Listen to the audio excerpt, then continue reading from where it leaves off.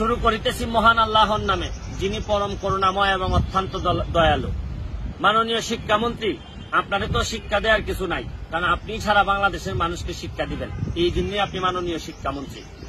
মাননীয় শিক্ষামন্ত্রী, আজকে আমি কোনো অভিযোগ নিয়ে আসি নাই, আজকে আসছি আপনাকে একটু অনুরোধ করতে। মাননীয় শিক্ষামন্ত্রী, আজকের প্রথম আলোর রিপোর্ট অনুযায়ী দেখলাম মাননীয় শিক্ষামন্ত্রী, আপনি আপনার এলাকার সেলিম চেয়ারম্যান, যাকে কিছুদিন আগে আপনি বলেছেন যে সেলিম খানের সাথে আপনার শুধু নর্মাল সম্পর্ক আছে, রাজনৈতিক সম্পর্ক, যে সরকারের প্রায় এই 20 গুণ জায়গার দাম বাড়িয়ে সরকারের কাছ থেকে, এই যে আপনাদের যে ইউনিভার্সিটি করার জন্য সরকারের কাছ থেকে দাম বাড়িয়ে প্রায় 300-400 কোটি টাকা মেরে দেওয়ার একটা মানে চান্সের সে ছিল।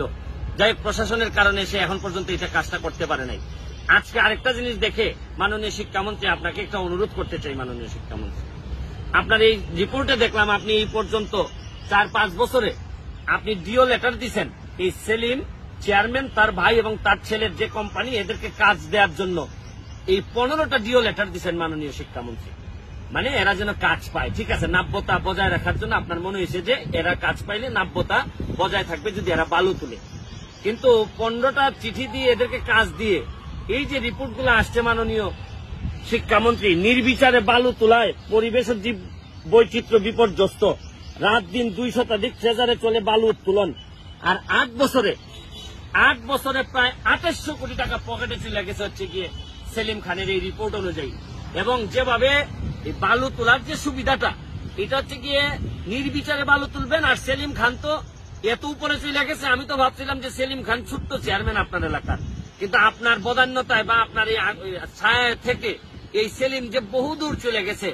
2800 কোটি টাকা যদি তার পকেটে গিয়ে থাকে বালুর মারফতি, তাহলে এখন আমি আপনারে যে অনুরোধ করবো যে সেলিম সাহেব একটা জিনিস বলেন যে, হে সেলিম, তোমার 15টা ডিও দিছি, এখন আপাতত একটা রিকোয়েস্ট করতেছি সেলিম, একটা ডিও লেটার দিয়ে রিকোয়েস্ট করতেছি যে তুমি বালু নিছো, এখন চাঁদপুরটারে নিয়ে যাইও না। চাঁদপুরটারে তো ধ্বংসের দিকে নিয়ে যাচ্ছেন এই সেলিম খান এবং সেলিম খানের পরিবাররা।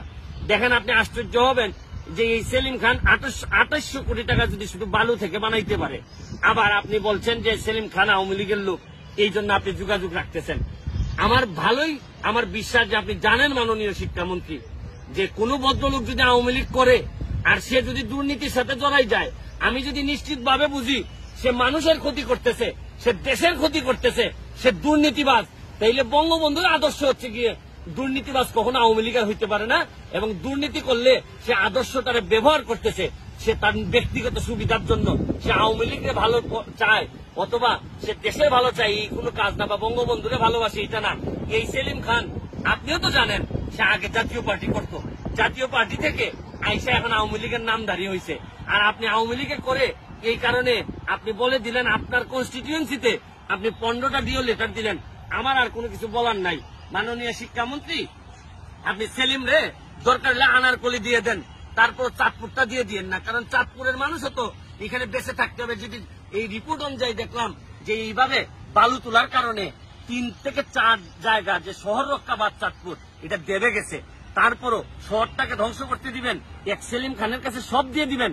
শুনেন মাননীয় মন্ত্রী, শুধু এইভাবে শুদ্ধভাবে সুন্দর সুন্দর কথা বললেই হবে না মাননীয় মন্ত্রী।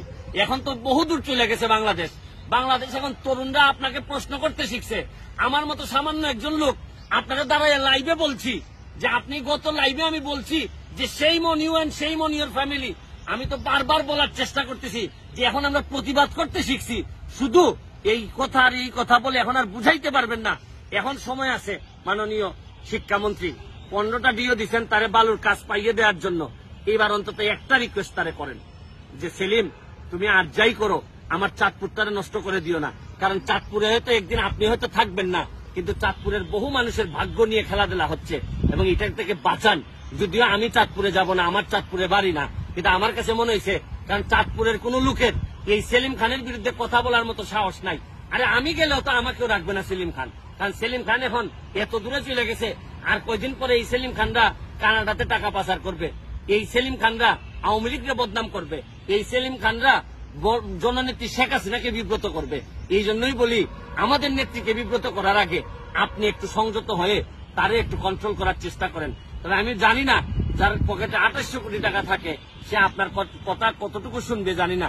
তারপরে আপনার প্রতি আমার একটা অনুরোধ, যদি নাও শুনে তার মাথার উপর থেকে ছায়াটা সরান, নাইলে এই সেলিম একদিন আমাদের জন্য বিভীষিকাময় হয়ে উঠবে পুরা দেশের জন্য। এইভাবেই তো বহু সেলিম বাংলাদেশে এখন রাজত্ব করতেছে। ভালো থাকবেন।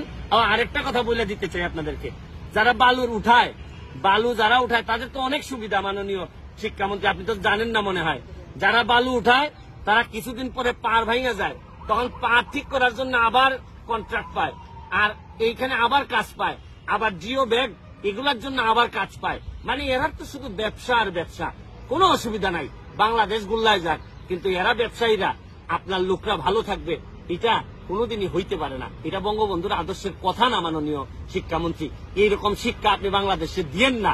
দিলে বাংলাদেশে আর কিছু থাকবে না, কোনো লোক থাকবে না, কোনো মানুষ থাকবে না যাকে নিয়ে আমরা বলবো যে আমরা সোনার বাংলা বানাইতে চাই বঙ্গবন্ধু। ভালো থাকেন, সুস্থ থাকেন।